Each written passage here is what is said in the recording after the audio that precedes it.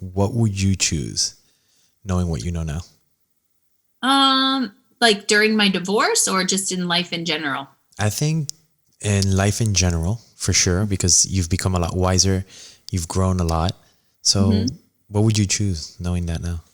I mean, to be honest with you, I don't think I would do anything differently. I think that life is not a series of failures, but a series of learning tools. Like every time you feel like you fail, it's actually not a failure. It's just basically allowing you to pivot into a new direction and to take those tools and learning lessons and apply them into a new area of your life. So I don't think I would actually change anything, because even the things that I mentioned before that I would change about myself, I have changed. And had I not made the mistake the first time, I wouldn't have the realization that those things are so important and make the necessary changes in my life now. So I don't know if I would even change anything. I think that I'm really happy, even though at the time I was not happy. And there were moments in there that I was absolutely miserable.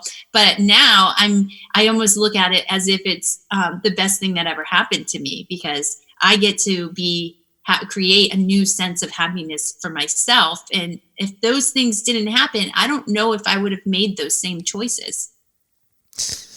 You answered the question, but I'm going to ask you anyway, because I ask everybody the same question. Okay. If you had to do it all over again, would you do it? Would I get divorced? Everything. Get married, have the kids, everything. If I you mean, had to do I it over. ask myself a lot, because I think that when you are like, when you're looking back at your life and you're looking back at your relationship, you can pinpoint certain parts that you said, well, that was a huge red flag. Mm-hmm. Definitely should have paid attention to that. And I think that one of the things that I realized in my 40 something years on this planet is that there were many times that I was trying to fit a square peg into a round hole, and I had tunnel vision on that. I was like, nope, this is the direction I'm going. And even though life was telling me, hey, this is probably not right, we're going to show you all these signs that this is like not right, I just continued on that path, like didn't think twice about it, and like forged on. So I think that for me, I guess like I probably, it's a difficult question, because like, should I have said yes?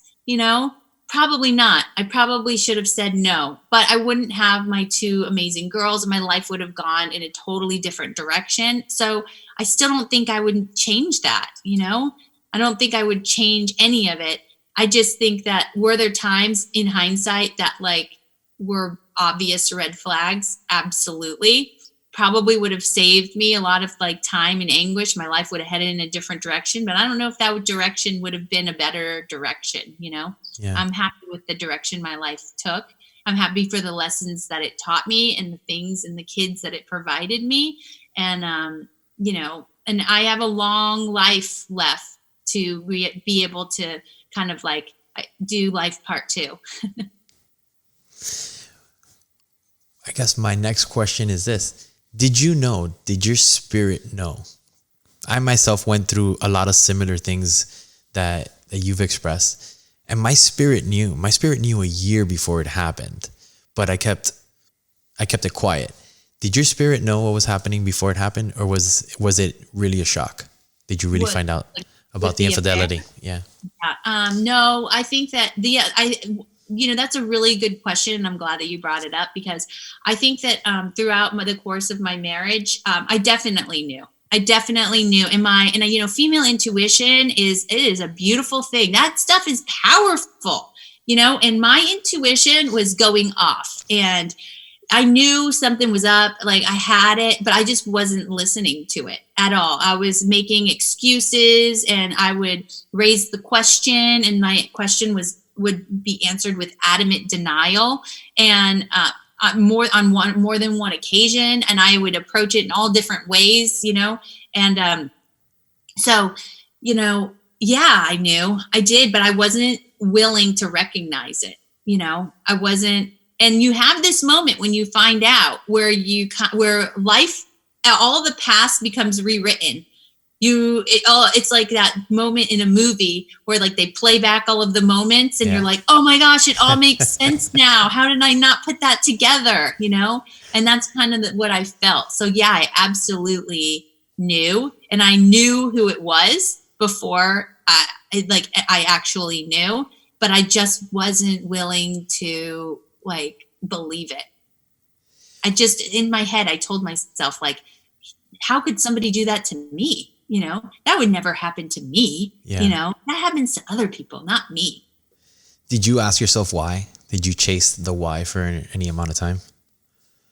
I think I did for a hot second, but I think deep down I knew why. I knew that our relationship wasn't what it needed to be. I knew that like I was struggling.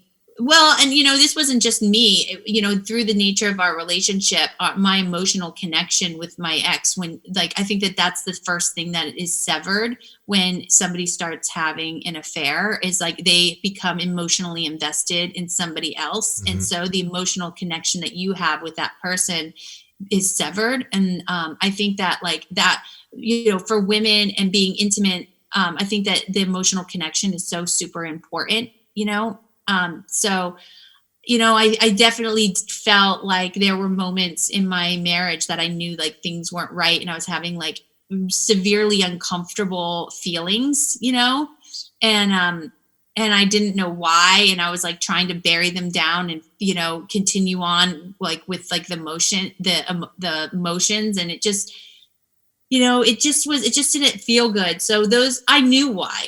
I didn't really chase the why. You know what I mean? I knew why. I knew that like he couldn't have been happy because I was freaking miserable. I guess like the why that I didn't. I guess so. Like I don't think that I was chasing the why her or why me kind of thing. But I think that the more the thing that I did chase was like, why didn't you just like leave? Do you know what I mean? Like, why didn't we talk about divorce more?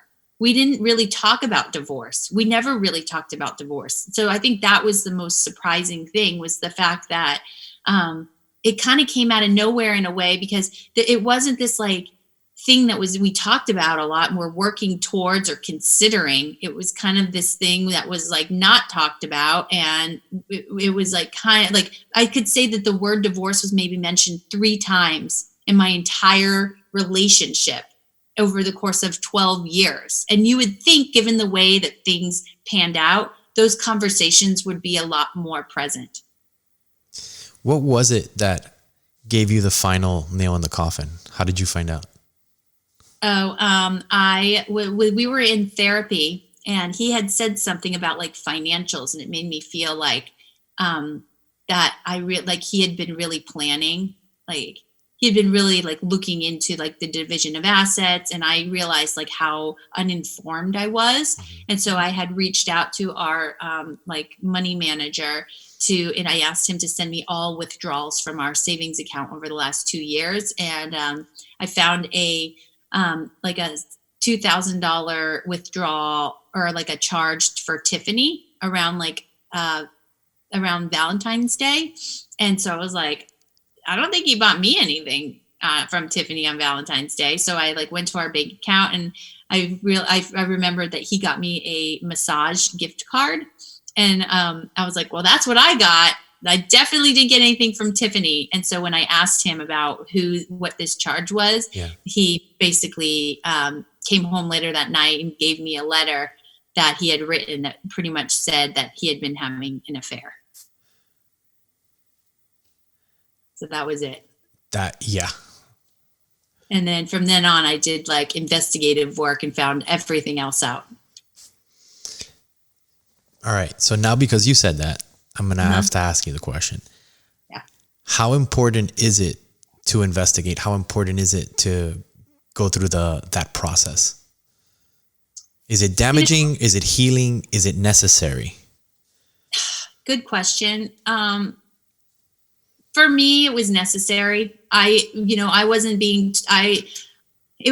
So I think that that's an individual question that everybody needs to ask themselves. I was never like an over prying person, and I was not groveling for like answers, in that regard. But I did want to know like who it was. I did want to know like how long it had been going on. And I knew that would be information that nobody was going to provide to me. So I took it upon myself to find out that information. And that information ended up being pretty powerful in the grand scheme of my divorce when it came to the division of assets, because there was a lot of money being spent on maintaining a relationship that ended up being for a long period of time. So that information ended up serving me in the long run, because I was able to utilize it to say like, because I was armed with the information, I could say, all these charges now have to be like paid back. And that, you know what I'm saying? Because in law, there's certain rules and stuff. So I'm glad that I did. But I also wasn't one of those women that wanted to know everything, But how do you protect yourself though in that process? Because like as you're discovering, how do you protect yourself in that process? Good question. I don't know. I think I've always been like a prideful person. Mm-hmm.